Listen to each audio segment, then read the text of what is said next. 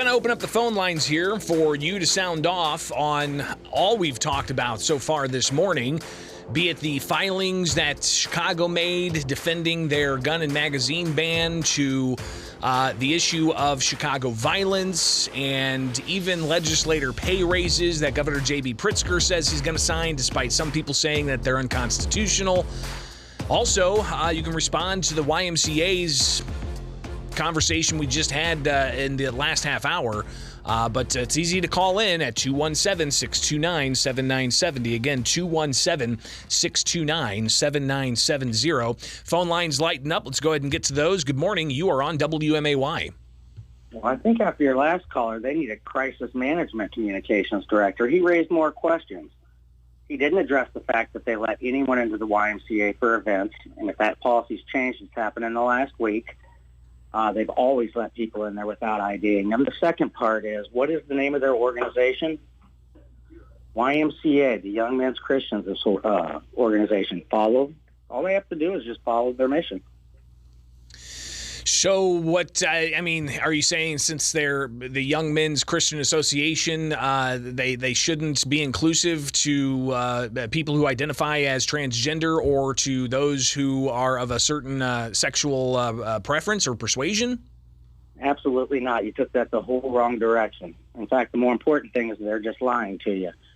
What I'm saying about the Christian organization is read their actual mission, and they should follow their mission. Otherwise, they will be the next Target or Budweiser. It's their decision. All right, I got you down. 217-629-7970 is the phone number. If you want to chime in on the YMCA controversy or any of the other issues we've talked about this morning, you can do so by calling in 217-629-7970. Again, 217-629-7970. You can also email me, bishoponair@gmail.com, or find me on social media. Just search Bishop on Air via Twitter, Facebook, Instagram, YouTube, and you can comment that way as well. But of course, there's always plenty to talk about, and this is talk radio where you get to sound off on these issues. And listen, I mean, we've talked about the issue of concerns raised by parents who are worried of their children going into public locker rooms, for swim meets or for whatever it may be.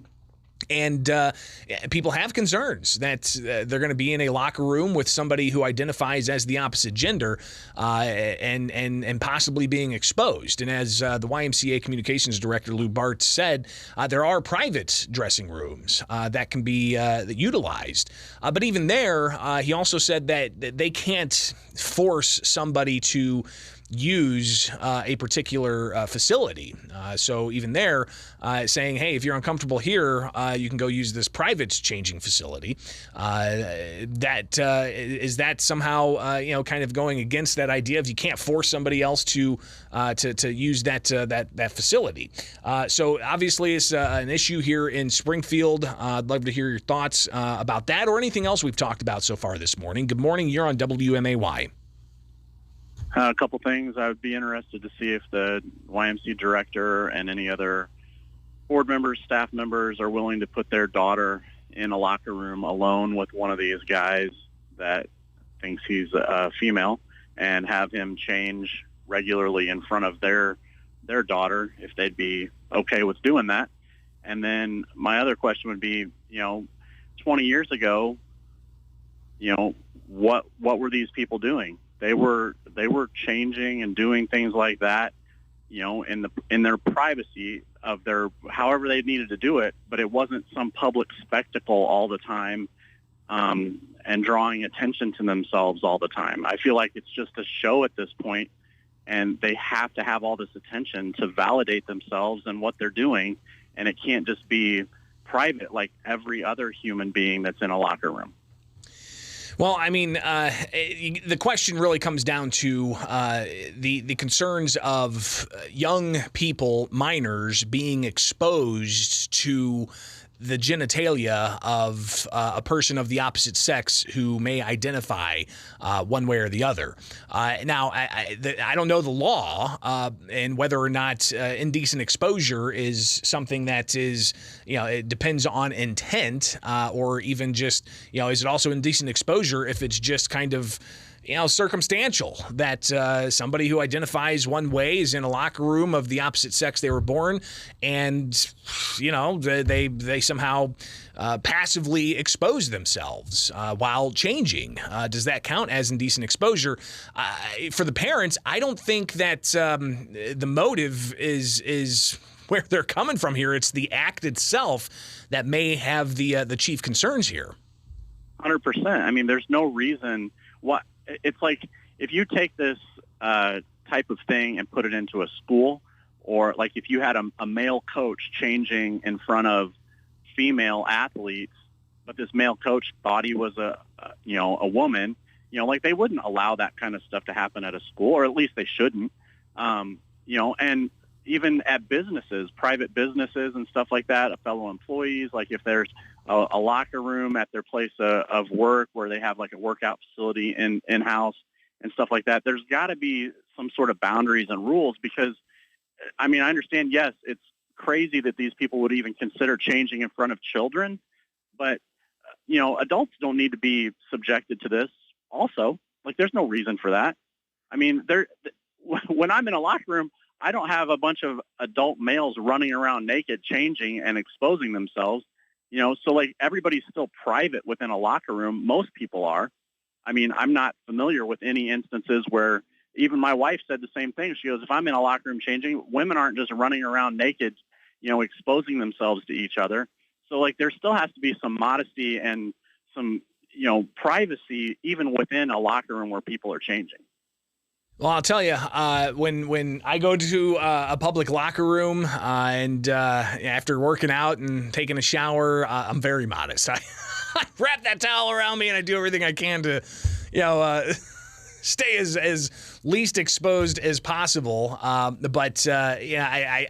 can't speak to the concerns that parents have. I can only just hear what some of the concerns are. And the concerns are that their minor daughters don't feel comfortable in a locker room with somebody who is born the opposite sex identifying as a woman. And it goes to the question of what is indecent exposure and does motive play a factor into whether somebody was exposed indecently, and that's I think the crux of what the concerns are. But the bottom line is the Y saying that they have no instances of official reports being filed to this effect at the Y, nor have there been any police reports filed to this effect. So, in a way, that's them, saying, "Hey, these are rumors and they're inflated concerns, and it's just not happening at the Y." I appreciate the call. Let's go to another one, 217-629-7970. Good morning. You're on WMAY. Yeah, the last caller kind of ended his own fears by, he says that he's modest when he's in the bathroom and his wife is modest, and you said you're modest. And it's like everyone thinks these people who are changing, they're not. Like they're running around, just everything hanging out, just look at me. No, they're modest, probably more modest than all of us because they're in fear of what people are going to think of them. So all this fear of, they're just running around with everything hanging out is just a farce. And just like he said, he's modest, his wife's modest. You said you're modest. I'm modest in the locker room, and I really don't see a bunch of males running around, So let's be real. No one's running around with the stuff hanging out. Well, I will say, just to push back on that a little bit, I've seen some old men in the locker rooms. Leg up on the bench, completely exposed. I got you. Splashing powder here and there, or even with a hair dryer drying off certain parts, and it can be. I've seen old men in locker rooms stand up, just next to each other, completely exposed, talking about last night's ball game, and or I should use sports event, I guess. But that happens. It happens. No question. I know. Greg, I agree. It happens. You know what? I'm offended too, but you know what? I turn my head and it's not my space. I'm not offended by it, but it's not something I necessarily want to see. I don't know if offended is the word to use, but I don't want to see it. And I turn either male, female. I don't want to see anybody's junk hanging out. So to sit here and think people are just flaunting it, run around, hey, look at me. Come on, be real. No one's doing that. Even, there are a few who just don't care. They're, you have nude beaches. Let's be real. So some people don't care to show their stuff. And it I don't know, all this hysteria over nothing. And I'd like to hear from the lady who called yesterday that said her friend's son, who was going to be a cop, why didn't he report it? So has she ever come back with her yeah, and I've got that email in front of me, and I'm not going to give all the names, but if you want, I can go ahead and read that to you, and I'll let you listen on the air as I get to another caller here at 217-629-7970. So caller, bear with me. I do want to read this email, at least to a little bit of a degree. Several months back, a client and a longtime friend of mine was working at the Y when an incident happened. A woman complained to him. A transgender stepped out of the shower, accidentally exposing her 8-year-old daughter. The woman complained. He waited until the transgender exited the locker room and approached the individual, basically telling them to be careful or they'll have a complaint. From there, the transgender person complained to management, reprimanding the individual, who was told by coworkers that they were going to fire him, and he then went ahead and resigned because they were looking at possibly joining the police academy and thought that would look negative on them. So they go on to further explain that a bit. But listen, I mean, even trying to confirm that is a tall order. And when it comes to getting all those particulars out, but ultimately, does that matter when it comes to the official reports that was a official paper document reported with the Y, or was it taken to law enforcement? And that does not seem to be the case. So right now, these seem to be what the Y is calling rumors. Let's take another call here. Good morning. You're on WMAY. Yeah, I think the couple questions. Number one, I don't know where the law is. I'd be interested to see where the law is. I guess I missed that, where they have to have transgenders in women's locker rooms. I didn't know that was a law. Well, I don't think it's the law that they have to have them. I think the law is that you can't discriminate against an individual based off of their gender identity and what restrooms they want to use. So let me ask you this. How do you know if somebody's a transgender? I mean, can I just, like, at 2 o'clock, the men's line's too long in the bathroom, can I become a woman for 5 minutes? Well, the Y did address that, and if you want to go and listen to that again, you can find the interview on my YouTube channel. I'm talking about the law in Illinois.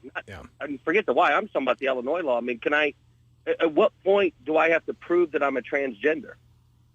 Or how do you prove that? Right. That's my question. I mean, on Tuesday, can I say I'm going to be a transgender today and then change my mind that night, and the next day I'm not? Yeah, that's the criticism a lot of people have about the transgender ideology as they see it. That it's not something that necessarily is as black and white as maybe some people characterize it as. One last call. Good morning. You're on WMAY. I shouldn't take this because I'm woefully late for a break, but good morning. All right, real quick. I picked up a couple nights ago, I had this conversation with your afternoon guy, and I'm not going to say his name because he infuriates me, but he told me that it's the law in Illinois that if you identify as a woman, you can use the women's facilities. So I was under the impression it's a law, and there's no burden of proof. You identify as a woman, you can use the woman facilities. You identify as a man, you can use the man facilities. What about those who identify as non-binary and don't say they're a woman or a man? I mean, that's. I guess they go around to the back of the building and just go outside. I guess I don't know. You have to make a decision at some point if you have to go to the bathroom that bad. So, but that's what I understood. The way he explained it, that's what I took as the law, because I was very concerned about I have a granddaughter, and very concerned about her being exposed to something. And I've got to say, Jim, not Jim, Rick. You said you weren't going to say his name. I know. Men will walk around those locker rooms with all of it out. I'm in locker rooms about 3 or 4 times a week. I spend a lot of time in the gym, and there is not a lot of modesty. I mean, I'm modest, but no, I'll agree. There's some men who are of a certain age where they just don't care anymore.